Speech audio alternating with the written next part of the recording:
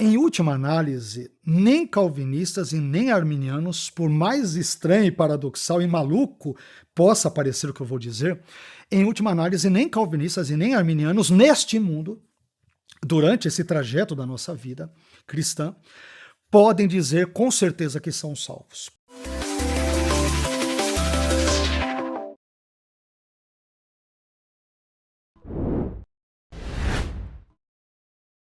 Olá, seja muito bem-vindo a mais uma edição do Fórum Teológico. Alegria poder dividir esse momento com você que nos acompanha aqui pelo YouTube e, obviamente, nas nossas redes sociais. Aliás, deixa eu já começar deixando aquele recado para você, né? Se você ainda não está inscrito aqui no nosso canal, não nos segue nas redes sociais, procura por lá, Fórum Teológico, para você poder fazer parte, obviamente, desse conteúdo, poder acompanhar esse conteúdo que a gente produz aqui com muito carinho, querendo levar para você uma reflexão teológica profunda e, obviamente, incentivar a sua busca. Nosso tempo aqui é sempre muito limitado, mas a ideia é despertar em você esse interesse pelo estudo, não só da teologia, mas, obviamente, das escrituras sagradas. Então, seja muito, mas muito bem-vindo. Espero que você curta. Aliás, vai lá curtir esse vídeo aqui, tá bom? Literalmente, vai lá, deixa a sua curtida, isso é muito importante para o canal, não custa nada para você e, obviamente, ajuda na divulgação do nosso trabalho, tá bom? Então vai lá, se inscreva no canal e curta também os nossos materiais. Antes de apresentar aqui o material, eu vou apresentar o nosso convidado. E é com muita alegria que a gente recebe aqui no Fórum Teológico o pastor, professor Carlos Augusto Vailate. Pastor, obrigado pelo carinho, obrigado por aceitar o nosso convite, é uma alegria recebê-lo, poder conversar um pouquinho com o irmão, seja bem-vindo. Muito obrigado, Zeca, é uma alegria estar aqui contigo no Fórum Teológico e espero que o nosso bate-papo, como tem sido em outras tantas circunstâncias, pela bondade de Deus e pela sua delicadeza e expertise na condução do bate-papo, que isso seja proveitoso para nós e para todos os queridos telespectadores. Sem dúvida nenhuma, Vailate, o Fórum Teológico ele é um espaço em que a gente tem dedicado a trazer pessoas relevantes no estudo da teologia, exatamente no objetivo de incentivar as pessoas que nos acompanham a estudar.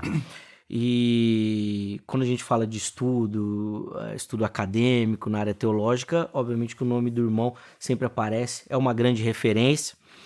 Mas hoje, de forma específica, nós vamos falar um pouquinho sobre essa nova coleção que o irmão faz parte aqui, ó, Coleção Teologia para Todos, da Thomas Nelson Brasil, respondendo a uma pergunta muito intrigante: o cristão pode perder a salvação? Vailate, para a gente começar bem rapidinho, eu queria que você falasse como é que surgiu a ideia desse projeto aqui. Depois nós vamos aprofundar não só no projeto editorial, mas no tema teológico proposto também, por favor. Maravilha, Zeca.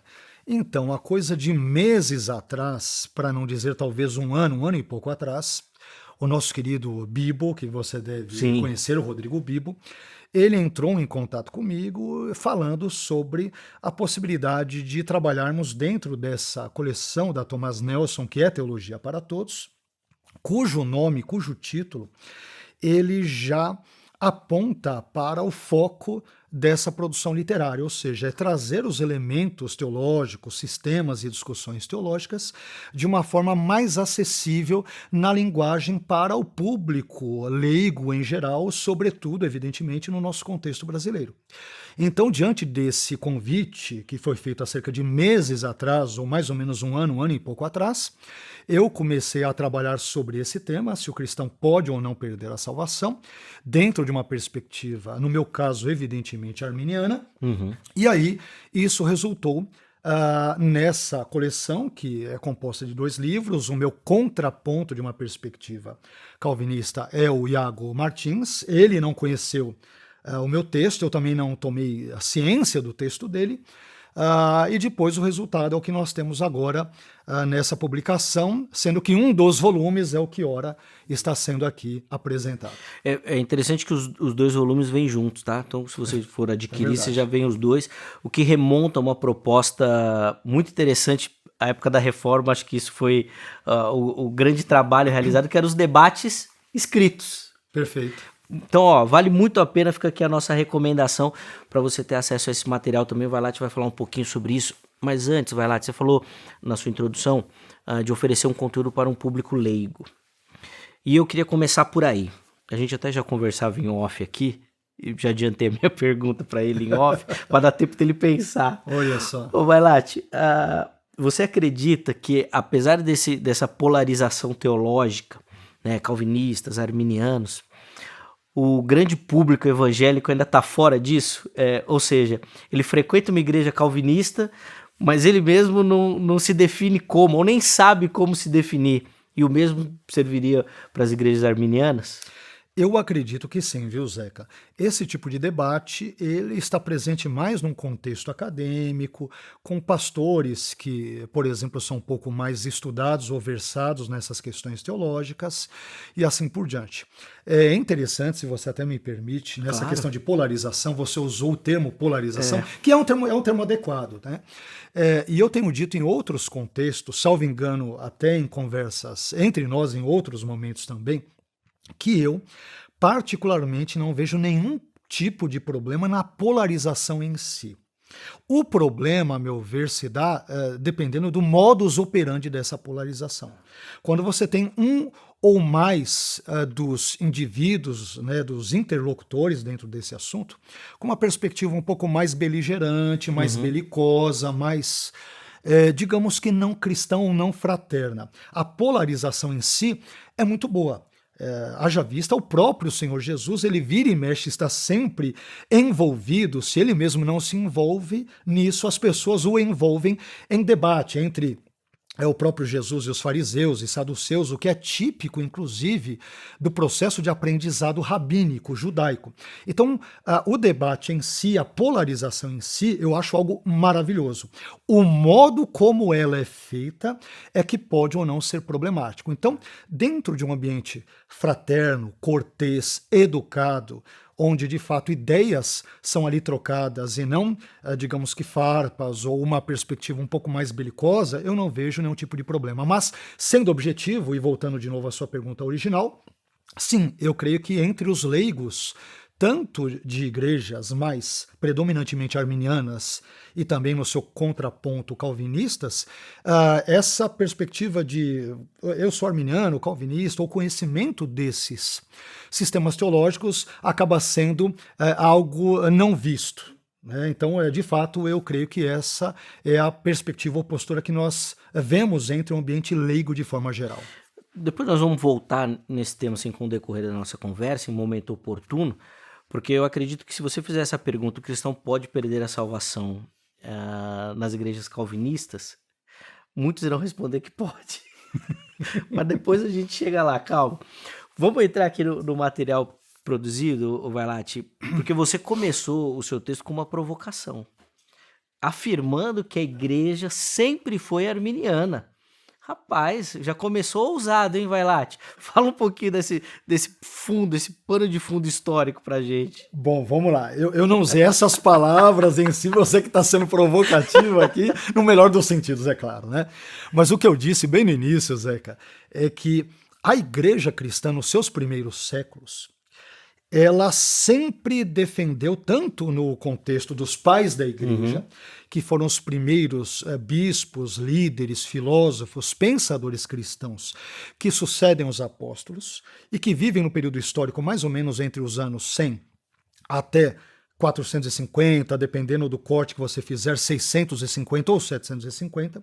Então, os pais da igreja, tanto no contexto grego quanto latino, ou seja, que falavam ou escreviam em grego e falavam e ou escreviam em latim, predominantemente nos primeiros 4 séculos, esses pais da igreja, que eram líderes da igreja cristã antiga, eles defendiam profundamente a liberdade humana, ou aquilo que hoje chamamos, grosso modo, livre-arbítrio, que é uma expressão evidentemente problemática, complexa, que tem muitas definições e que não vem ao caso aqui citá-las e assim por diante, mas a questão é a seguinte: a partir do momento em que você defende a liberdade humana, via de regra, tanto antes da sua conversão ou salvação, vamos usar essa linguagem bem popular, bem como depois, então um corolário e um elemento óbvio, uma conclusão óbvia e lógica disso é que a salvação pode ser perdida. Ora, se eu tenho a liberdade de, pela graça de Deus, dizer sim ou não a Cristo, e, portanto, antes de me converter, a lógica é que depois de ter me convertido pela graça de Deus, eu posso novamente dizer não ou sim à graça dele, eu posso resistir à graça. Então, a liberdade humana, ela foi defendida pelos primeiros pais da igreja, isso é sobejamente conhecido tanto por teólogos, por exemplo, históricos de um contexto tanto calvinista quanto arminiano, de modo que, não sei se eu já entro nesse assunto já agora ou não, e qualquer coisa você vai me conduzindo claro, aí, por favor. De modo que apenas, ao que tudo indica, com Agostinho de Hipona, Isso. a partir, sobretudo, de uma obra que ele escreve, que é o Dom da Perseverança, que nós a encontramos traduzida para o português, por exemplo, naquela coleção da Paulus, aquela capa verdinha, muito conhecida. Se você pegar ali o Dom da Perseverança, que é uma obra que, grosso modo, deve ter sido produzida por volta de 429 depois de Cristo, é ali que Agostinho de Hipona, destoando dessa velha guarda, digamos, de pais da igreja que evidentemente o antecederam, ele vai ensinar sobre a fé ser um dom de Deus, a perseverança na fé também ser um dom de Deus, e a partir dessa perspectiva agostiniana, isto será com o passar dos séculos, para encurtarmos aqui a história, isto será trabalhado, retrabalhado e ressignificado por João Calvino, que vai, inclusive, usar essa linguagem agostiniana, isso é sobejamente conhecido tanto por teólogos e estudiosos arminianos quanto calvinistas, e isto se tornará um elemento constante da teologia reformada. Então, essa perspectiva que eu digo, que você brincou aqui no início, ela é verdadeira. Nos primeiros séculos, pelo menos nos primeiros 4 séculos, havia uma defesa muito contundente, muito forte, muito presente da liberdade humana ou do livre-arbítrio. Então, a consequência natural e lógica é que, se pela graça de Deus eu posso dizer sim ou não a Cristo ao me converter, uma vez tendo me convertido pela graça de Deus, eu posso resistir à graça e dizer não. E, portanto, a apostasia é uma consequência lógica e natural, é um desdobramento lógico desse tipo de pensamento. Inclusive, Velati, acho que é importante até nesse momento a gente já comentar desse sistema soteriológico arminiano, e eu tenho certeza que na sua explicação você já vai dar uma pincelada no pensamento oposto, que é o calvinista, de como eles entendem também, porque eu acho que é a base para a gente poder chegar na resposta aqui que a gente procura nessa conversa, vamos dizer assim, né? Então, para a gente entender como é que funciona, ou como que o arminiano defende o seu sistema soteriológico, por favor. Perfeito. Eu dou uma pincelada bem breve sobre isso nesse livro, né? Gasto poucas páginas para explicar, grosso modo, como que é o sistema teológico arminiano e calvinista. 3 páginas, vai lá. Você leu. É bem breve porque a minha ideia foi me deter mais em textos, em outros desdobramentos. E vou te falar, que capacidade, viu? Em 3 páginas. Vai lá. Isso é bondade sua, bondade sua, é generosidade. Vocês estão vendo agora, como eu disse para vocês, o Zeca, ele é muito generoso, né? Ele é muito educado, ele é muito cortês. Não, né? vai lá, sério.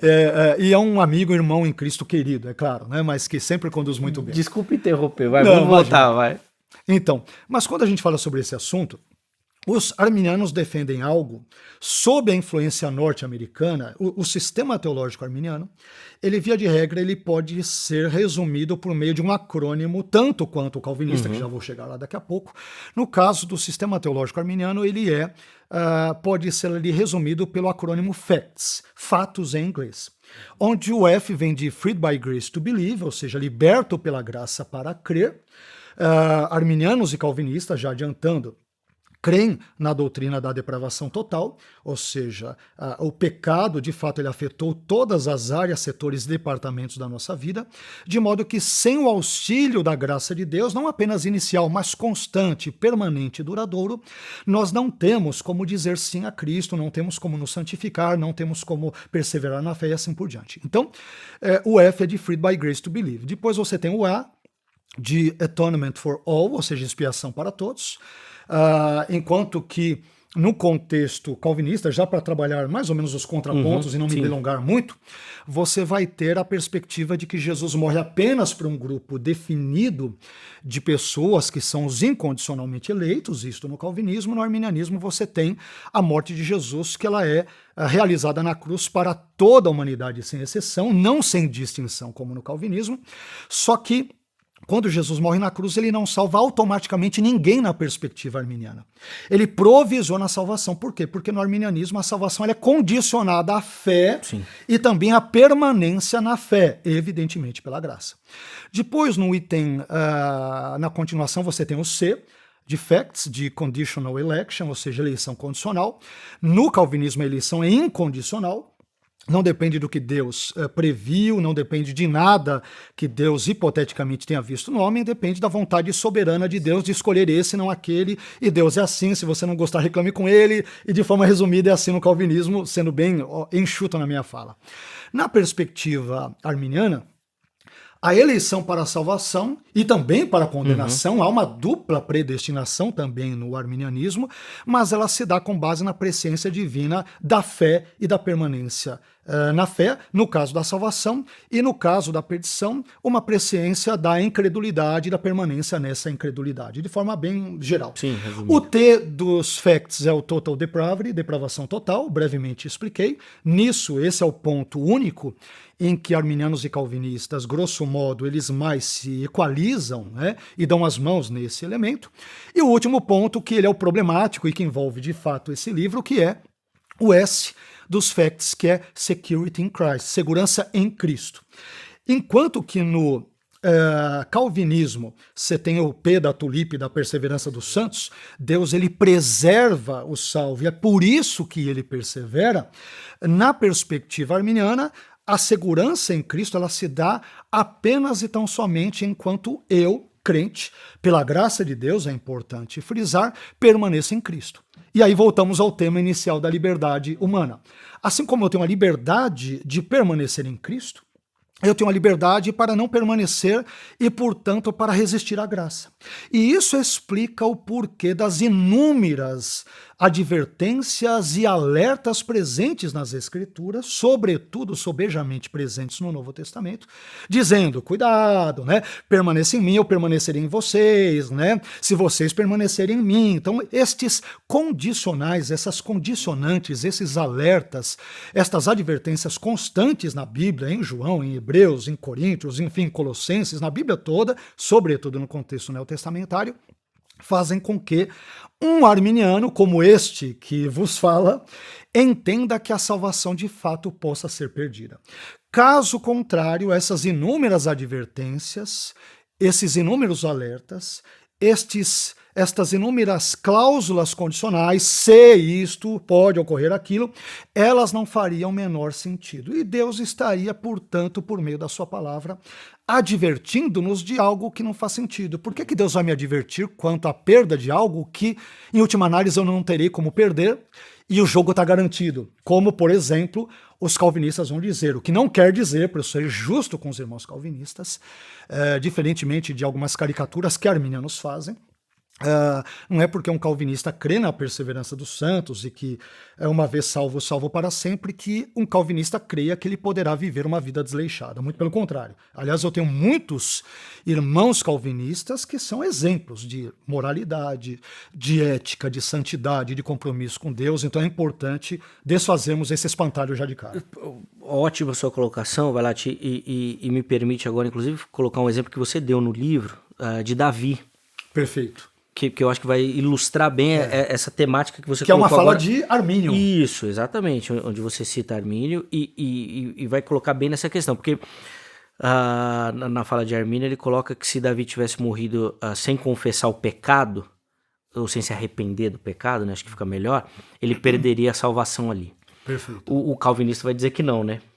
que mesmo cometendo aquele pecado ali, e se ele morresse naquele momento, a salvação já estaria garantida em Cristo, né? É isso, né? Isso. No caso de Armínio, Zeca, você tocou num ponto interessante, porque Armínio, para variar, tanto quanto Calvino em alguns pontos, né?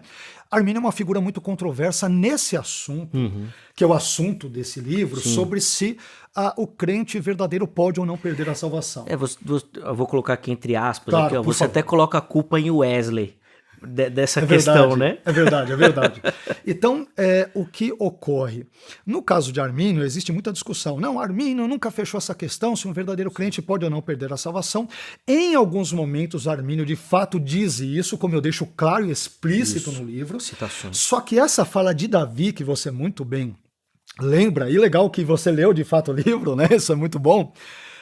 Isso é interessante porque eu acho que essa perspectiva de Armínio, ela digamos que muito esclarecedora e matadora, digamos, nessa questão. Então, em última análise, me parece que Armínio, de fato, à luz desse comentário dele, que é muito explícito, ele diz, Armínio diz, se Davi morresse depois do seu pecado ali de adultério com Batseba, depois de ser o mentor ali intelectual da morte de Urias, Armínio não usa essa terminologia, eu que estou colocando, se ele morresse, então ele teria perdido a salvação, ou seja, Armínio vê Davi como alguém regenerado, e, portanto, se ele morre naquele contexto de forma impenitente, como você muito bem coloca, ele perderia a salvação. Então, essa declaração de Armínio, a meu ver, ela é muito forte quanto ao fato de que, de fato, ele defende esse tipo de perspectiva. E você lembrou muito bem, o Wesley, não apenas o Wesley, mas os remonstrantes, os herdeiros intelectuais da teologia de Armínio,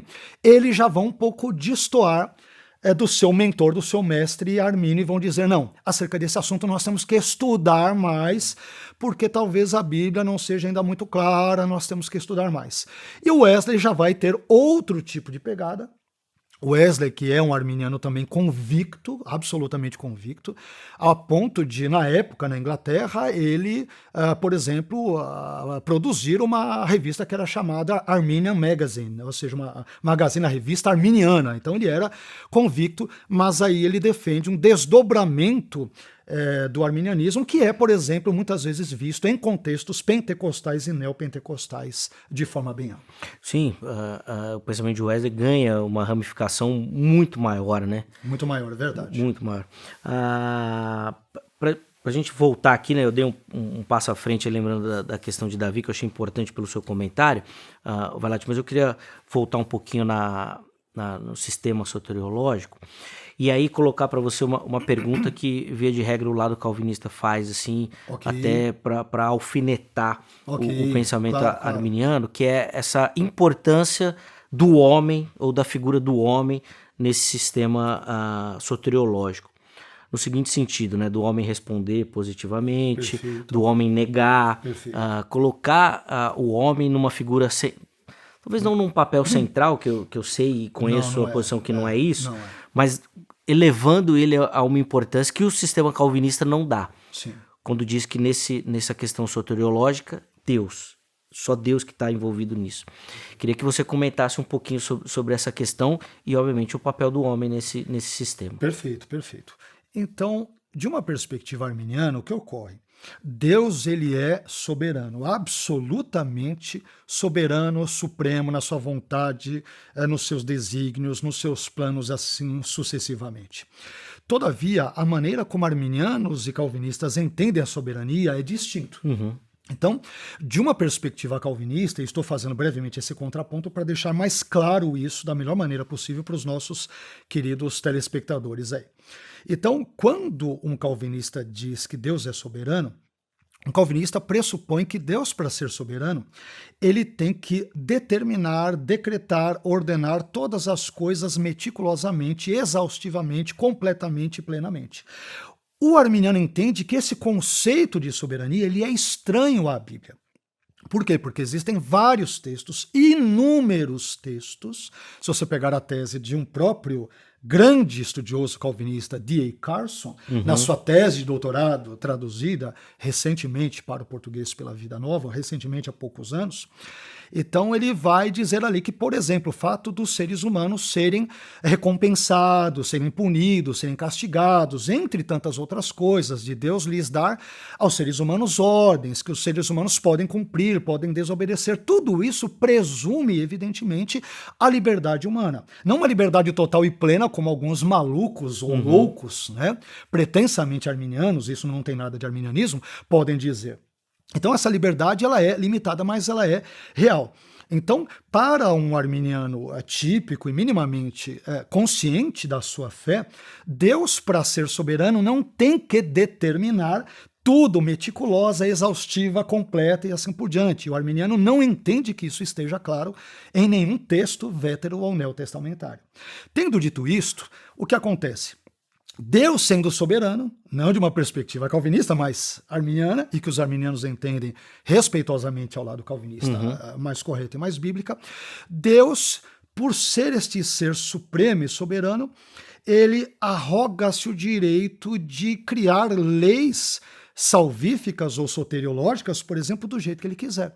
Então, foi Deus quem criou esse elemento que envolve a condicionalidade da salvação, ou seja, eu vou salvar as pessoas, mas não vou salvá-las, me permita usar essa terminologia, arbitrariamente escolhendo meia dúzia para ir para o céu e meia dúzia para ir para o inferno. Se você clamar, eu sou Deus e faço o que quero. Não. Deus, de uma perspectiva arminiana, ele não age assim. Armínio vai ensinar algo que é desconhecido até por muitos arminianos, calvinistas também, que é a doutrina do duplex amor Dei, quer dizer, o duplo amor de Deus. Então Armínio, de forma resumida, vai dizer, Deus possui dois objetos maiores de amor. Aliás, envolve até a tese dele de doutorado. A tese de doutorado de Armínio foi sobre Deus, teontológica ela foi, né? Então Deus ama primeiro de tudo, o maior objeto de todos, objeto em termos filosóficos, né? Não em termos materialistas. O maior de todos os objetos de amor que existe, qual é? É o próprio Deus, porque não existe nenhum ser maior do que ele. Então Deus primeiro se ama, diz Armínio. Perfeito, Deus é amor. 1 João 4, versículo 8, 16 e tal. Segundo, Deus ama a sua criação. Então não faz sentido Deus amar uma criação e amando-a, já dizendo, olha, eu vou criar uma turminha para ir para o céu e uma turminha para ir ser condenada ali para o inferno. Então, eu não sei se você ia... Não, eu só ia te fazer essa pergunta. Dá para falar que a grande tensão do pensamento calvinista é a condenação, Vailate? Não é nem o aspecto de salvar, mas é o aspecto que para salvar tem que condenar? Então, eu diria que não é a condenação, mas é o modo como Deus no calvinismo condena. Porque assim, quando você defende a dupla, porque a condenação também há no arminianismo. Em qualquer sistema teológico ortodoxo, conservador, sem entrar no liberalismo, você tem os dois elementos. O problema é que muitos calvinistas, não são todos, mas muitos não admitem a dupla predestinação no sentido de que Deus, ao determinar alguns para a salvação, ele também determina outros para a condenação. Ele não apenas permite, como muitos calvinistas usam a linguagem para suavizar, ele deseja ativamente que isso ocorra. Né? Esse é o problema. Então, a perspectiva arminiana, ela entende que o calvinismo ele sacrifica o amor de Deus no altar da soberania, em uma perspectiva caricaturizada do que seria a soberania de Deus. E o arminiano, ele busca conservar as duas coisas. Ele entende, claro que Deus é soberano, mas esse tipo de soberania agride o caráter de Deus, o amor de Deus, a justiça de Deus, a santidade de Deus e assim sucessivamente. E aí, voltando à questão da liberdade, por que um arminiano defende a figura da liberdade humana? Ele é antropocêntrico, está colocando o homem no centro de tudo. É evidente que não. Um arminiano consciente, ou às vezes não consciente também, ele defende a liberdade humana porque, primeiro, ele entende que ela é bíblica, está presente de Gênesis a Apocalipse, por exemplo, mediante essas questões que envolvem castigos, punições, recompensas, ordens, faça isso, não faça aquilo, tudo isso presume a liberdade humana. Então, primeiro, por que um arminiano defende a liberdade humana? Porque é bíblico, ponto. Inquestionavelmente bíblico. Segundo, Porque essa liberdade humana, sem ela, você inevitavelmente, entende um arminiano, tornará Deus o responsável pelo mal e pelo pecado. Porque se Deus determina e decreta todas as coisas, conforme dizem os irmãos calvinistas, o desdobramento lógico é que ele determina também o pecado e o mal. E aí eu tenho inúmeros textos de calvinistas, você deve conhecer sim. melhor que eu, como um calvinista querido, um irmão em Cristo, onde você vai pegar contextos, por exemplo, do sínodo de Dort, dos cânones de Dort, onde é dito que Deus move as línguas dos homens para que eles blasfemem. Essa declaração, para mim, ela é blasfema. Né? E ela é dita, entre tantas outras coisas. Então, o homem, em termos teológicos, numa perspectiva arminiana, não é que o arminiano valorize o homem, ele apenas dá ao homem o destaque que ele entende que deve ser dado, porque a Bíblia dá esse destaque, e é porque Deus soberano que é, ao criar todos os elementos e processos salvíficos, ele deseja que o homem responda com auxílio da sua graça, positivamente seja salvo, ou o seu contrário, ao não fazê-lo, ele seja condenado. Então Deus soberanamente decidiu isso, não foi o arminiano que decidiu isso, dentro da leitura da exegese da hermenêutica da perspectiva interpretativa arminiana. Então o homem não é central para a fé arminiana, Deus é central. Não, sem dúvida, acho que no pensamento de um arminianismo clássico, eu acho que isso fica muito claro. O grande problema que a gente tem é que tem um arminianismo popular, vamos dizer assim, aqui no Brasil, que é muito forte e que acaba trazendo algumas ideias que não faz parte desse pensamento clássico. É um passo para Deus, ele vai dar outro para você. Nenhum arminiano exatamente. Clássico wesleyano consciente vai dizer isso. Ele vai citar 1 João 4,19. Nós o amamos porque ele nos amou primeiro. Se Deus não me amasse primeiro, se Deus condescendentemente, em termos verticais, não descesse primeiro até mim, eu não poderia ir até ele em arrependimento, em fé, se Deus não desse o primeiro passo, não me mantivesse, não me sustentasse, não me agraciasse, não me fortalecesse. Isso é arminianismo clássico. Exato, não, perfeito. E eu acho fundamental, Balatti, essa sua explicação, porque oferece para o nosso público o entendimento de um debate realmente acadêmico. Nós estamos falando de posições acadêmicas, né? Não estamos falando de um pensamento popular ou aquilo que fica na parte mais do inconsciente coletivo, mas nós estamos falando de debate acadêmico, teológico, bíblico sobre essa questão. Nós vamos entrar no texto agora na sequência aqui para a gente poder aprofundar essa conversa, mas eu quero fazer uma observação na sua fala da liberdade humana, o Balatti, que é algo que eu costumo brincar e quem me acompanha sabe, que a liberdade humana para o calvinista na leitura bíblica ele vai até Gênesis 3, né? Depois volta lá em Apocalipse 19. Nesse meio tempo aqui, o calvinista trabalha com mistério, né? Exato. Porque qualquer calvinista vai responder isso. A soberania está ali, mas a liberdade humana também está. Como? Um mistério. Então, para quem critica os calvinistas, que fala que não tem o mistério no seu entendimento teológico, tá aí o mistério para você, tá bom? O calvinista trabalha com mistério também. E gosta do mistério, gosta muito. Bom, obviamente você fez um trocadilho entre o mistério e outros contextos também, mas é verdade. É o mistério, não é o toda mistério? Teologia, se me permite, acho que uma nota importante. Por favor. Toda verdadeira teologia cristã, ela deve ter um departamento para o elemento misterioso. Perfeito. Porque se Deus ele é transcendente, é impossível que você tenha a pretensão arrogante, soberba, orgulhosa, jactanciosa, de explicar em todos os seus pormenores. Paulo vai dizer que ele habita na luz inacessível. Olha que interessante. Olha o paradoxo. A luz não deveria iluminar? Sim, mas é uma luz a qual eu não tenho acesso. Como assim?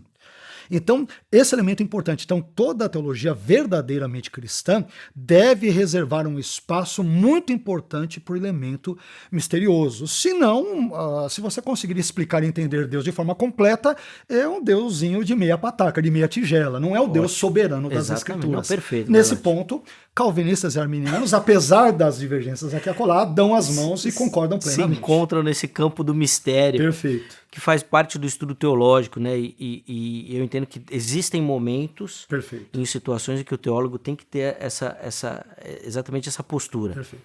Eu acho que ela deve ser a exceção. Eu só devo recorrer ao mistério quando todas as tentativas bíblicas, manuscritológicas, exegéticas, interpretativas, teológicas, filosóficas se esgotarem e eu não conseguir de fato uma explicação minimamente coerente, consensual, não somente lógica, mas bíblica, bíblica sobretudo, né? Então, todas essas tentativas de soluções foram esgotadas, não deu certo? Não, e de fato há uma espécie de consenso, entre aspas, amplo, entre teólogos em geral nesse aspecto, então aí de fato o mistério faz sentido. Boa. Vai lá, vamos entrar no texto bíblico? Vamos lá. Vamos falar um pouquinho sobre Cuidado o texto. aí com os textos que você vai escolher, por favor. Pra gente me favoreça, me ajude.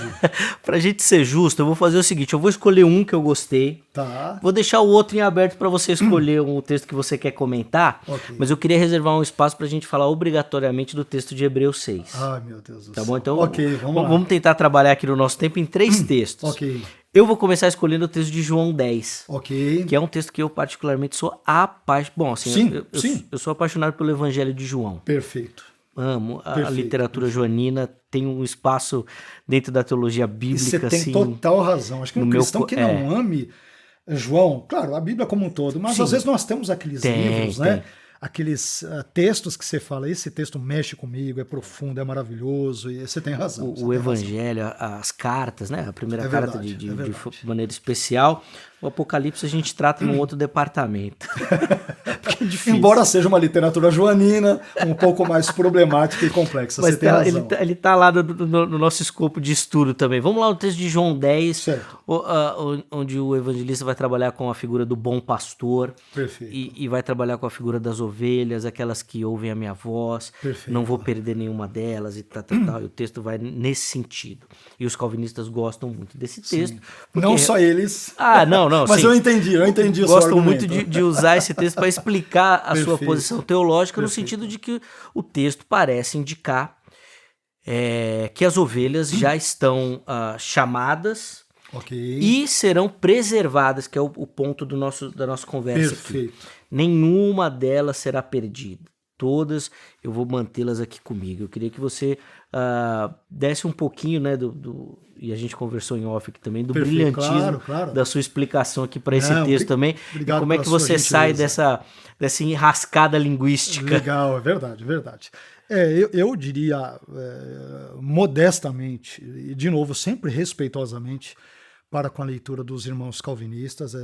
É importante já frisar aqui, Zeca, assim, às vezes eu defendo o arminianismo, talvez eu seja um pouco contundente na minha maneira de expressar, e isso talvez possa soar eventualmente para algum telespectador como se desrespeitasse os irmãos calvinistas ou a fé, e nada está mais longe da verdade do que isso. Sim, eu tenho um profundo respeito por irmãos calvinistas, tenho alguns queridos, ótimos irmãos calvinistas, homens de Deus, pessoas de fé, sérias no estudo bíblico, teológico. Então, divergências teológicas, exegéticas, interpretativas à parte, é importante dizer que calvinistas e arminianos são irmãos em Cristo. Tendo dito isto, eu diria que eu me sinto, de novo, modéstia à parte, razoavelmente tranquilo em textos como João capítulo 10, porque a gramática grega favorece esse tipo de leitura, para não dizer uma abordagem contextual de João, porque aí a gente iria longe, né? Nós não temos muito tempo para isso, mas conforme for a gente pode dar outra pincelada aqui a colar.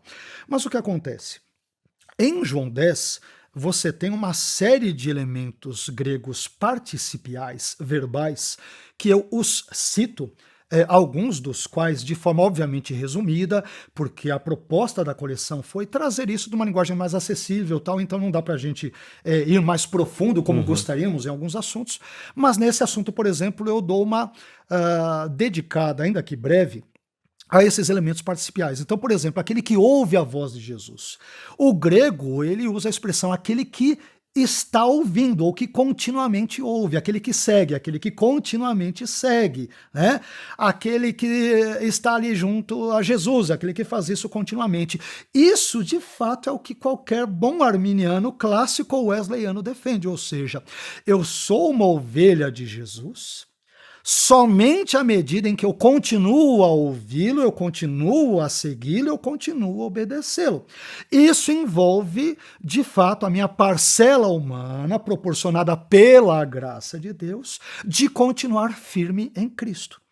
Então, de fato, enquanto eu continuar ouvindo de Jesus, enquanto eu continuar aos pés de Jesus, enquanto eu permanecer seguindo a Jesus pela graça, nesse contexto apenas eu não tenho como cair das suas mãos. Agora, se eu deixar de fazê-lo, bem, aí o oposto é verdadeiro. Eu posso cair das suas mãos. Então, essa perspectiva, a meu ver, ela é muito mais tranquila de ser defendida de uma perspectiva arminiana. E não apenas em João 10, nós poderíamos ir para o contexto mais amplo, poderíamos avançar alguns capítulos e ir para o capítulo 15, onde Jesus diz, eu sou a videira, vós sois as varas. Permaneçam em mim. Jesus diz isso várias vezes, ele usa ali o verbo grego meno. Permaneçam em mim e eu permanecerei em vocês. Caso contrário, então esse ramo ele é cortado e é lançado no fogo. E aí você pega teólogos calvinistas, exegetas calvinistas como William Hendrickson, que eles defendem isso, eles vão dizer que o homem deve se esforçar na sua salvação. Eu comento aqui o comentário de Hendrickson, né? Ele vai dizer que a pessoa tem que, de fato, ter a sua parcela de, digamos, contribuição, e não é apenas ele que diz isso. Eu não cito esses outros teólogos, mas você vai ter, por exemplo, teólogos calvinistas de peso, como R.C. Sproul, que vão trabalhar a santificação de forma sinergística. Né? Entre outros tantos, só que eu acabo não citando, sim, também não dá para você citar tudo, mas... Mas eu ia abordar exatamente esse ponto, esse pensamento, que via de regra no pensamento calvinista, essa manutenção na videira, ele fala mais de santificação. Bom, o caminho que eles tomam é a santificação, não a salvação, né? Seria algo relacionado não à entrada no céu, mas a coroa recebida lá, o galardão, né? O que... de novo, respeitosamente, não tem o menor cabimento. Por quê? Não tem o menor cabimento, porque Hebreus capítulo 12, versículo 14, segui a paz com todos, o verbo está no imperativo, é uma ordem, e a santificação. Isso é importante para a salvação, sem a qual ninguém verá o Senhor. Isso. Ver ao Senhor é estar com ele, é ser salvo. Então esse pensamento não tem cabimento mínimo. Aliás, o próprio William Hendrickson, que é um senhor estudioso calvinista, sim, ele vai dizer... nesse comentário de João 15, na metáfora da videira e dos ramos, Jesus e os crentes, os seus discípulos nele, os seus seguidores, que o homem deve se esforçar e que isso é importante para a sua salvação. Pois é, isso aí é arminianismo. Eu até brinco aí no livro que uma declaração mais arminiana que esta seria impossível. Então, mas isso é uma obra humana. Veja bem, eu só posso fazer algo porque a graça de Deus me capacita. É uma graça que do início, na continuidade, até o findar da minha vida neste mundo, e para não dizer na eternidade, nós somos absolutamente dependentes dela. A diferença, de novo, como que ela se dá? No modus operandi da graça. No calvinismo, ela é irresistível. Sim. No arminianismo, é irresistível para o crente que não quiser resistir a ela. Ela é irresistível para mim, é tão irresistível quanto aquele chocolate que é irresistível por quê? Porque eu gostei tanto que eu quis comer. Ela é irresistível porque eu não quis resistir. Mas você está colocando o homem no centro. Não, eu estou dando uma linguagem que a Escritura usa. E aí tem um elemento importante, que eu trabalho também isso um pouco no livro, Zé, qualquer coisa você mais uma vez também me interrompa, que é a questão da fé. A fé é um elemento importante disso, porque a perseverança... ou melhor dizendo, esse poder perder ou não a salvação, envolve a permanência na fé ou o abandono da mesma. Então aí nós temos uma divergência das mais profundas entre arminianos e calvinistas, ou entre o arminianismo e o calvinismo, porque se você pegar os cânones de Dort, eu já o reli várias vezes, eu acho muitíssimo complicado os cânones de Dort, sendo bem sincero, né? Porque ele vai dizer que Deus, os cânones de Dort dirão, não uma vez, ele vai dizer, eu cito pelo menos 4 vezes, ele vai dizer que Deus dá a fé, o dom da fé para alguns e não dá a outros. E numa destas citações, citando claramente Agostinho de Hipona, sobre quem falamos no início desse bate-papo, lá é dito que Deus dá o dom da fé e dá a perseverança da fé a alguns que ele não dá a outros. Aí você fica pensando, por que o sujeito... começou na fé e ele não permaneceu na fé? Não, mas Deus, eu até faço uma crítica que entre nós, eu não faço isso no livro porque eu não tinha conhecimento ao texto do Iago e nem ele ao meu. Mas eu faço uma crítica, por exemplo, nos meus estudos, né, não está no livro, ao pensamento do querido Iago Martins, que ele vai dizer que Deus preserva na fé, não preserva na incredulidade. Isso não é verdade. Isso não é verdade. Qualquer pessoa que tenha lido minimamente, estudado minimamente o calvinismo e os cânones de Dort, que eu sei que ele conhece, e bons calvinistas conhecem, não. Se Deus ele dá fé a umas pessoas, algumas, e dá o dom da perseverança, e ele sonega outras, o que Deus está fazendo? Ele está fazendo com que a pessoa persevere na incredulidade, o que refuta totalmente o pensamento dele. Então isso não é verdade. A maneira como calvinistas entendem a fé e o dom da fé é algo muito complicado, e é por isso, por exemplo, que arminianos acabam não seguindo essa perspectiva. Sim. Bem rapidinho, porque eu quero ainda reservar um espaço para a gente falar de um texto que você vai escolher e de Hebreus. Mas só para voltar a essa questão da ovelha, Vailate, você entende, e o pensamento arminiano entende, que essa ovelha ela pode se perder e pode voltar ao aprisco? Como é que funcionaria isso? Porque é um espantalho comum apresentado de perdi a salvação, ganhei a salvação, agora perdi de novo, agora ganhei novamente. Como é que funcionaria isso, aproveitando o exemplo da ovelha que você citou ali, né? Perfeito. Bom, aí nós teríamos outra questão que eu infelizmente não trabalhei por questões de espaço no livro. Eu já trabalhei numa das palestras que dei sobre o assunto, mas no livro por questões do formato. Editoriais. Exato, por razões editoriais não deu para trabalhar. O que acontece? O Wesley, num dos seus sermões, ele vai dizer o seguinte, ele trabalha a ideia de um diálogo com um interlocutor imaginário, a tal da diatribe, entre outros elementos, um recurso que Paulo usa, enfim, ao longo das escrituras, e ele vai dizer, talvez alguém me dirá, se eu conheço alguém que perdeu e ganhou a salvação várias vezes, né? Alguém que passou por esta situação, ele vai dizer sim, e que perdeu uma e duas e várias vezes. Então, isto talvez seria aquilo que hoje alguns chamariam de um desvio momentâneo ou temporário na fé. Agora, a apostasia, dependendo, não querendo entrar, mas já vou tocar só de leve, lá. No texto de Hebreus 6, ela vai depender da maneira como você entender aquela perspectiva que diz que é impossível que sejam de novo renovados para o arrependimento. Por que é impossível? Aí você tem algumas possibilidades interpretativas que eu não vou citar agora, porque acho que você vai querer voltar. Isso, nós vamos voltar lá. E eu trabalho. Então depende, quer dizer, essa ovelha se afasta do bom pastor, pode ser um afastamento temporário. Pode ser uma crise de fé momentânea que não seja necessariamente a apostasia, que é algo mais grave. Mas aí a pergunta que surge é, ao exemplo de Davi, se ela morre nesse momento de afastamento, ela não está salva. Então, de novo, nós temos que definir afastamento. Eu vou entrar de novo no tema da apostasia. Tá bom. O que é apostasia? De forma geral, eu dou uma definição breve do que calvinistas entendem e um arminiano entende. Isso está no livro. A definição de apostasia, por isso que é importante a teologia, porque quando nós conversamos sobre um assunto, você está conversando entre duas ou mais pessoas, o entendimento de um calvinista de apostasia não é o mesmo de um arminiano. Perfeito. Perfeito? E a definição dos termos é fundamental. Exato. Então, cremos na soberania, mas o que o calvinista entende por soberania não é o mesmo que eu entendo. Então, você tem que dar nome aos bois. Então, a visão típica calvinista, pelo menos onde eu li, se eu estiver errado, você como um bom calvinista me corrija, é que apostasia envolve o abandono de uma fé outrora professada. O sujeito a professou, ele não necessariamente a viveu. Aí, 1 João 2,19, saíram de nós, não eram dos nossos, se tivesse permanecido, que é o texto que eu explico, eu refuto a leitura calvinista desse texto no livro e tal. Ok. Na visão arminiana, o conceito de apostasia é outro.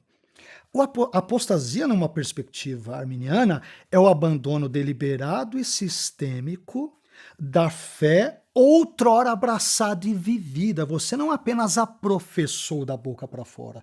Você não era um crente nominal. Você foi uma pessoa regenerada e convertida de fato. Só que algo ocorreu nesse ínterim da sua jornada cristã que fez com que você caísse, usando a linguagem de Hebreus, desse tipo de posicionamento. E neste caso, se você morrer assim, Eu entendo, e entendo que há subsídios bíblicos para isso, que a pessoa perde a salvação. É diferente de um contexto momentâneo, né? De um esfriamento na fé, perdeu um parente, ficou enlutada, ficou 2 meses, 3 meses sem ir para a igreja, teve uma perda do trabalho, se divorciou, teve um trauma na sua vida e aquilo abalou a sua fé. Não, apostasia é algo infinitamente mais profundo. Perfeito. Então acho que é por aí que eu caminharia. Perfeito. Não, nesse aspecto acho que a gente concorda.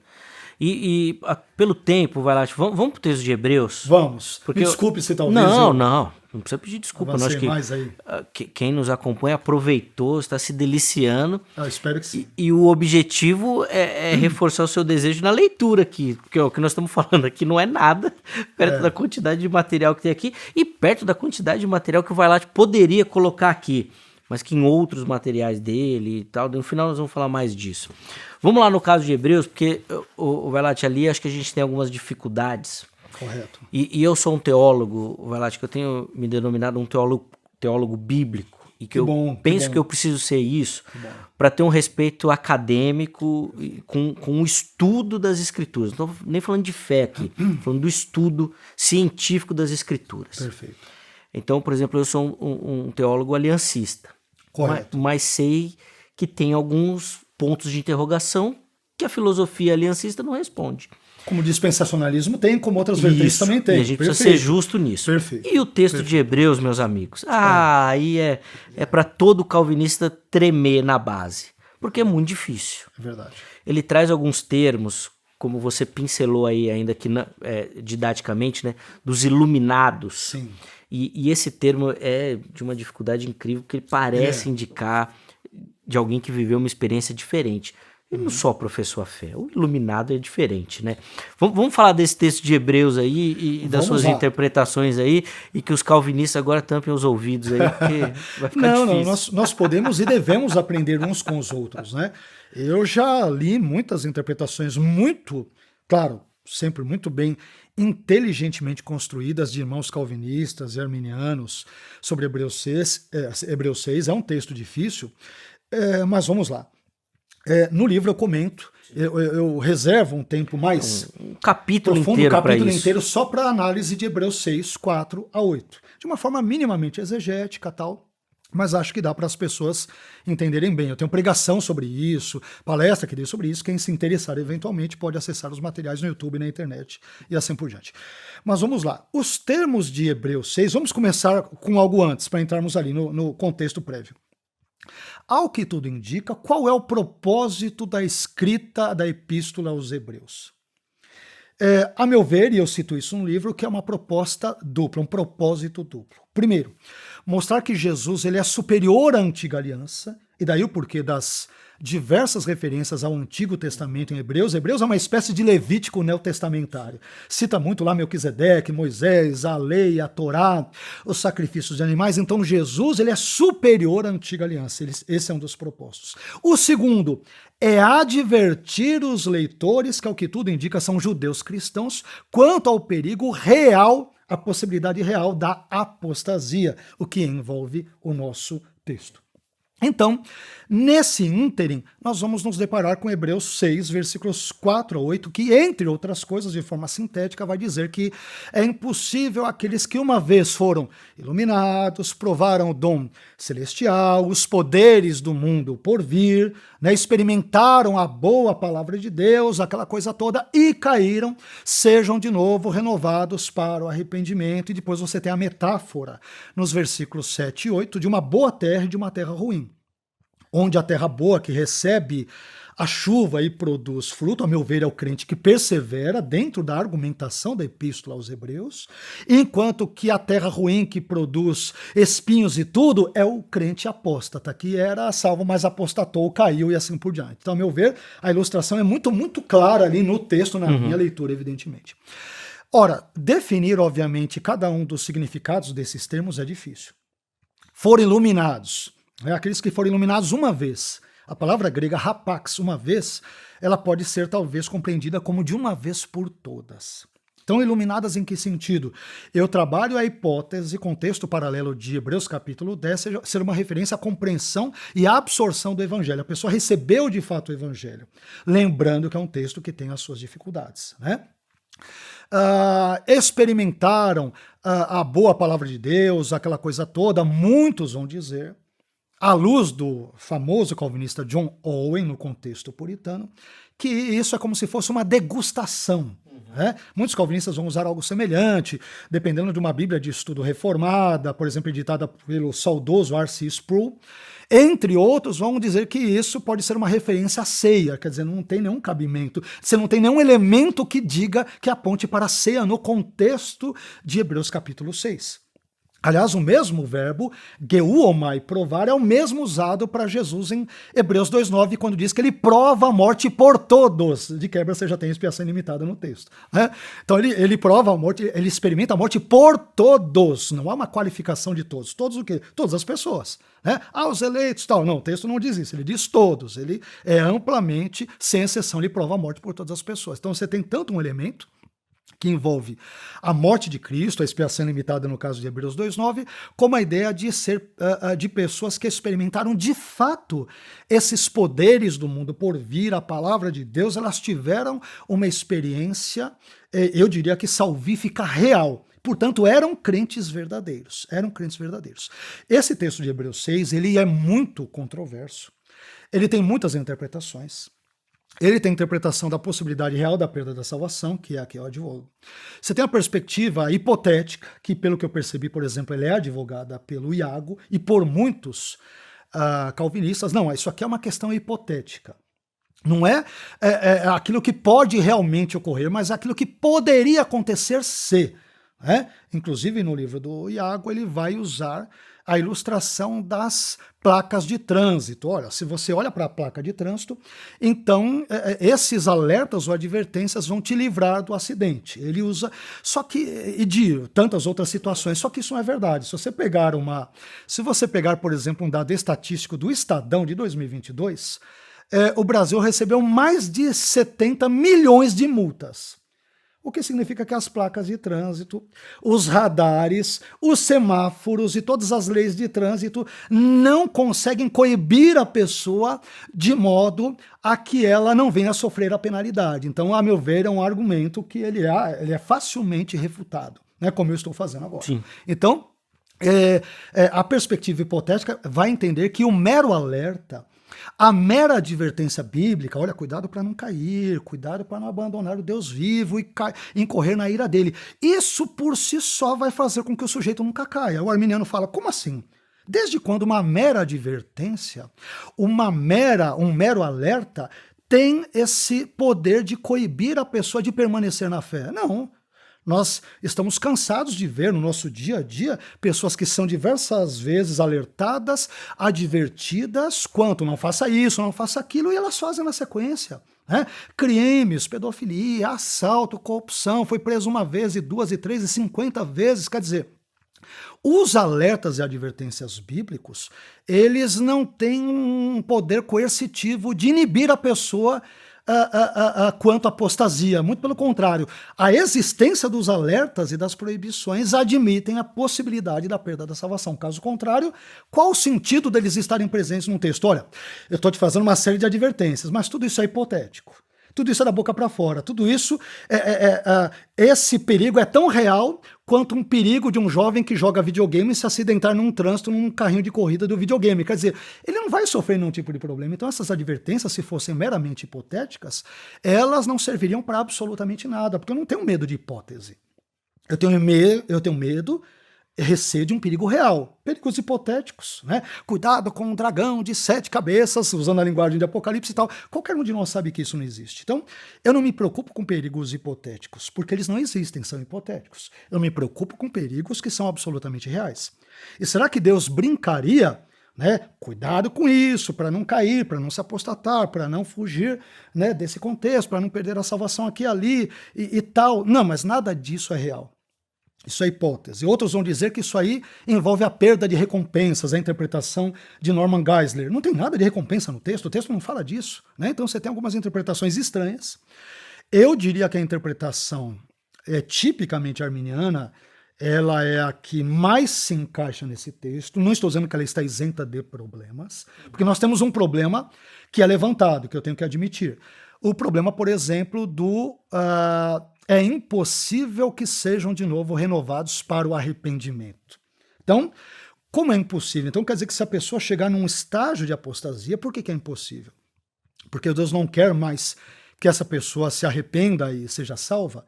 É impossível porque Deus previu, usando uma linguagem mais arminiana talvez do que calvinista, que a pessoa não vai perseverar na fé até o fim, então Deus a entrega aos seus próprios pecados e tudo, ou é impossível que ela seja de novo renovada ao arrependimento, porque a pessoa vai perseverar de forma persistente e impenitente nos seus pecados. Ora, um sujeito que permanece de forma impenitente, nunca se arrepende dos seus pecados, como que ele vai ser salvo? Se ele é impenitente e, portanto, ele não tem arrependimento. Eu, mais ou menos, vou por esse caminho nessa leitura. Então é um texto de fato complexo, mas com todo respeito às leituras variadas que existem, eu cito brevemente estas no livro. Em palestras, em vídeos eu dou mais detalhes e tal, mas eu acho que a interpretação arminiana ela é muito mais condizente com o teor geral de Hebreus. Hebreus faz muitas advertências, né? Cuidado ali, dura coisa cair nas mãos do Deus vivo e tudo, mas por que esse tipo de alerta e advertência ele é feito a alguém que nunca pode perder a salvação e que o jogo está tudo garantido? Por que eu deveria me preocupar com isso? Porque seguir a santificação sem a qual ninguém verá o Senhor. Por que se o Senhor vai me preservar de qualquer jeito? E na perseverança dos santos é o Senhor que me preserva, eu não posso nunca cair das suas mãos. Por que eu tenho que seguir a santificação? Qual o sentido desse texto na Bíblia? Aí, a meu ver, modestamente falando, a interpretação arminiana ela é muito mais condizente e coerente com essas advertências todas do que o seu contraponto calvinista, respeitando a leitura calvinista, evidentemente. De fato, é um texto muito, muito, muito, muito complexo. Principalmente para a leitura calvinista dele. Valat, eu até queria falar um pouquinho mais aqui, mas eu, até pelo nosso tempo aqui, eu quero deixar a oportunidade para o irmão responder uma última pergunta. Vamos lá. Que colocou no livro também. Opa! E que eu acho que os dois pensamentos fazem. Ok. Que é, como é que eu vou ter certeza? Ou como é que eu vou saber se eu sou salvo ou não? Diante de tantas questões. Então eu queria terminar com essa... Bom, a resposta que você deu no livro aqui, ela é muito boa, muito interessante. E eu vou deixar esse espaço época, aqui. Os reformados certamente concordariam com ela. Sim. Arminianos e calvinistas vão concordar com ela, entre aspas. Né? Entre aspas. Entre aspas. Pra gente falar, antes da gente poder encerrar aqui também, por favor, Valat, como é que eu vou ter certeza, então, da salvação? Bom, Armínio, nas suas obras, ele dá 4 pistas nesse sentido. A primeira é o senso de fé. Quer dizer, se eu tenho uma fé verdadeira em Cristo, eu permaneço nessa fé, então muito possivelmente eu sou uma pessoa salva ou estou no caminho da salvação. Primeiro item. Segundo, eu pratico de fato boas obras, lembrando que eu não sou salvo pelas boas obras, mas para as boas obras, como o próprio texto de Efésios diz, e assim por diante. Mas é estranho imaginarmos um cristão verdadeiro que produz tudo menos boas obras. Né? Nunca tem uma vida santificada, não é um bom marido, não é uma boa esposa, não é um bom cidadão, não é uma pessoa eticamente correta, não é uma pessoa que tem comunhão com Deus, não é uma pessoa que ora. Então, segundo, temos as boas obras que nos são possibilitadas por Deus e pela sua graça. É importante. Um terceiro item envolve esse combate contínuo entre o espírito e a carne. Um verdadeiro cristão, embora eventualmente possa sucumbir a pecados aqui e acolá, quem de nós não peca, em que pese sejamos, hipoteticamente nesse caso pensando, regenerados, nós pecamos. Então, essa maneira como o cristão lida com o pecado, né, pela graça de Deus buscando se arrepender dos mesmos, confessando-os, tendo uma vida santificada, que agrade a Deus e assim por diante, certamente mostram que ele está no caminho da salvação. E uma última perspectiva que Armínio trata é esse testemunho interno do Espírito Santo, por exemplo, citando Romanos capítulo 8. Né? Testificando que nós somos filhos de Deus, voltando ao elemento da fé, que nós estamos no caminho de Deus e assim sucessivamente. Então, de forma bem geral, esses 4 postulados, essas 4 dicas ou conselhos bíblicos de Armínio, com o qual muitos dos seus contemporâneos reformados, de forma geral, Armínio era reformado, em que pese muitos dizerem o contrário, ele sempre se viu como pertencente à tradição reformada, é assim que, por exemplo, ele pensava. Eu acho que aí nós estamos num bom caminho. Se nós temos uma fé verdadeira em Jesus, se nós lutamos contra a carne, contra o pecado, se nós praticamos boas obras possibilitadas pela graça de Deus e se temos o testemunho interno do Espírito Santo, eu diria que nós temos bons indicadores de que somos salvos se assim permanecermos nesses caminhos pela graça de Deus e assim por diante. Talvez o pensamento calvinista seja o mais difícil assim, nessa questão, né? Será que eu sou o eleito ou não? Talvez fique uma dúvida maior, mas a resposta, como você bem disse no início, acho que serve para os dois lados. Serve. Nós estávamos comentando em off, né? Se você me permite, claro, por favor. Essa fala para ser bem honesto, absolutamente honesto e franco, como eu busquei sê-lo, né, ali agora há pouco com o irmão, minutos atrás.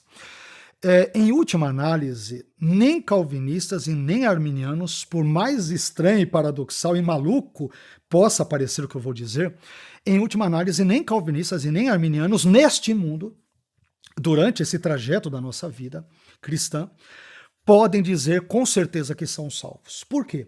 O calvinista tem um problema porque para ele a eleição é incondicional. Se ela é incondicional, não depende de nada que Deus preveja, preconheça e aquela coisa toda, e ora, a vida não terminou ainda, então enquanto nós estamos aqui, o calvinista não tem como ter certeza se daqui a 10 anos, 20 anos, 30 anos, enfim, ele de repente vai apostatar da fé e vai morrer no pecado. E de repente, claro, os calvinistas dirão, então ele nunca foi crente. Arminianos foi, não, durante o tempo em que ele de fato tinha fé foi, mas ele abandonou. Então o calvinista tem um problemão, ele não tem como saber, para ser bem honesto, se ele é incondicionalmente eleito ou não nessa vida, ele não tem como saber. Mas o arminiano, eu tenho que ser sincero, também não tem como ter essa certeza. Por quê? Se eu sou salvo à medida em que, pela graça, eu creio em Jesus e permaneço na fé, você tem o mesmo resultado. Quem garante que eu vou, por meio dessa mesma graça, permanecer na fé daqui a 20, 30 anos? E quem garante que eu não vou resistir à mesma mais adiante e, portanto, irei perder a salvação? Então, calvinistas e arminianos, inclusive nesse ponto, eles não têm como ter certeza absoluta e plena nesta vida terrena de que são eleitos. Um, porque crê na eleição incondicional, então, enquanto o jogo está aberto e não tem como saber o que vai acontecer no final, está fechado da perspectiva de Deus. Nesse mundo a gente não sabe. E o arminiano também não sabe se ele vai perseverar ou não pela graça ou vai resistir à graça de forma irremediável lá na frente. Quer dizer, então os dois estão no mesmo trem em direção, se Deus assim nos permitir, a eternidade. Que Deus dê graça, tanto a um quanto ao outro, para que permaneçamos nos caminhos dele e que toda a glória seja dada a ele. Divergências teológicas à parte. A parte, boa. Vailate, nós vamos ter que encerrar, mas antes de despedir, eu queria que você reforçasse para quem nos acompanha, onde o pessoal pode te encontrar também, nas suas redes sociais, canal no YouTube, para quem tiver interesse, inclusive, de aprofundar nesse tema, com outros materiais que você, durante a nossa conversa, citou aqui também. Onde que a audiência do Fórum Teológico pode te encontrar, Vailate? Os queridos irmãos que ora nos acompanham podem me seguir, se assim desejarem, no nosso canal do Instagram, @carlosvailate, com 2 T's no final. No nosso canal do YouTube, que, se Deus quiser, em breve teremos aí surpresas boas, agradáveis, nos acompanhem. E o nosso canal do YouTube é Carlos Augusto Vailate. Também o Facebook, que é o mesmo nome, Carlos Augusto Vailate, e também no TikTok.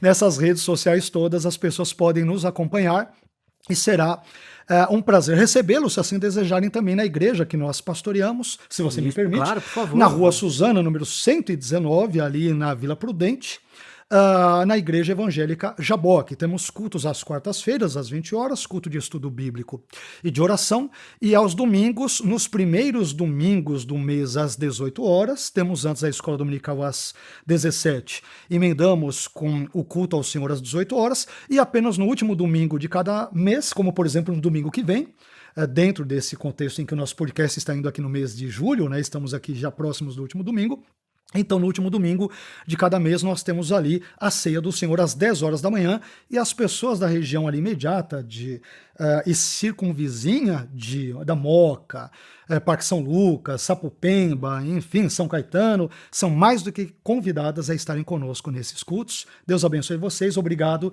Zeca, e ao Fórum Teológico pela gentileza e bondade do convite. Ô, Vailate, a gente que agradece o carinho do irmão, atender o nosso convite, que Deus continue derramando graça, te abençoando, viu, meu irmão? Fica aqui a nossa... Também. Amém, obrigado, Vailate, pelo carinho. E o irmão sabe que o seu nome tá... Tudo que é projeto que eu estou envolvido, o irmão também está envolvido. Amém. Porque eu agradeço a sua gentileza. Você é uma pessoa sempre gentil, que eu disse, não é rasgar seda, não é confete, não é do meu gênero, mas o Zeca sempre tem sido uma pessoa muito gentil, muito cortês, muito educada, muito cristã. Sempre que me convida, sempre que conversamos, né? Mas divergências teológicas à parte, mas isso é secundário. Eu acho que os elementos que nos unem na fé cristã são muito maiores do que os elementos que eventualmente nos separem. Então eu agradeço, eu que agradeço pela gentileza sempre do seu convite e do trato cortês e fraterno. Obrigado, Vailate, pelo carinho. Fica aqui a nossa indicação por esse material que nós já falamos aqui, né? Coleção Teologia para Todos, da Thomas Nelson, mas também o Vailate tem outros livros, e se você quiser conhecê-los nas redes sociais... Posso só falar rapidinho? Desculpa, eu esqueci dos cursos. Posso falar rapidinho? Claro. Eu tenho um curso, se você clicar no link da minha bio no Instagram, você vai ver que eu tenho um curso completo de hebraico bíblico, de teologia arminiana e de interpretação bíblica, além de outros livros que eu escrevi. Este é o 6º livro que eu escrevo, né? Em autoria solo, digamos. Tenho outros 5 livros, 6 da minha autoria e mais 4 ou 5, agora eu não me lembro mais, creio que 4 ou 5 de coautoria em outros projetos. Então ali você pode entrar em contato também, se desejar, com o nosso WhatsApp, que é o 11 DDD de São Paulo, 951284642, para maiores informações sobre cursos, livros e assim por diante. E obrigado e me desculpe pelo tempo. Não, imagina, Vailate, é uma forma da gente agradecer pelo irmão ter aceitado o nosso convite, a gente liberar esse espaço aqui. E bom, você viu aí que o homem é bom, e você poder estudar com ele vai fazer você crescer demais no conhecimento das Escrituras. De novo, obrigado pelo carinho, obrigado a você que nos acompanhou também. Tenho certeza que você curtiu o nosso bate-papo, então aproveita para curtir esse material também, tá bom? Vai obviamente abençoar o trabalho aqui do Fórum Teológico, ajudando a plataforma a entender que esse conteúdo é relevante e divulgar para outras pessoas também. Se você não é inscrito, faça isso agora, antes do vídeo terminar, tá bom? E fique ligado aí nas nossas redes sociais, porque daqui a pouquinho a gente volta com mais um material de qualidade para você. Grande abraço e até a próxima.